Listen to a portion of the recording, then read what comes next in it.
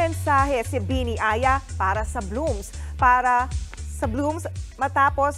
Matapos ang naranasan niyang panghaharas sa isang bar sa Cebu City. Sa Instagram story ni Aya, sinabi niyang may ilang fans na pinipicturean siya ng walang permiso at ipinopost online. Ang malala pa raw, nakalagay ang real-time location kung saan kinuha ang picture. Gusto rin naman daw ni Aya na mag-picture kasama ang fans at enjoy raw siyang kasama ang iba pang may passion sa music. Nakakataba rin daw ng puso na mas nakilala na siya at ang kanyang grupong Bini. Pero hiling lang niya, irespeto pa rin daw sana ang kanilang personal time. Bihira lang daw silang lumbas dahil sa busy nilang schedule.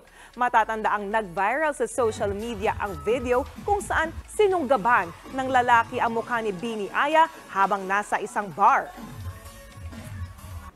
Mga kapatid, Jania Lipon po, laging maging updated sa latest sa entertainment and lifestyle para maging una sa balitaan. Bisitahin at mag-subscribe na sa social media pages ng News 5.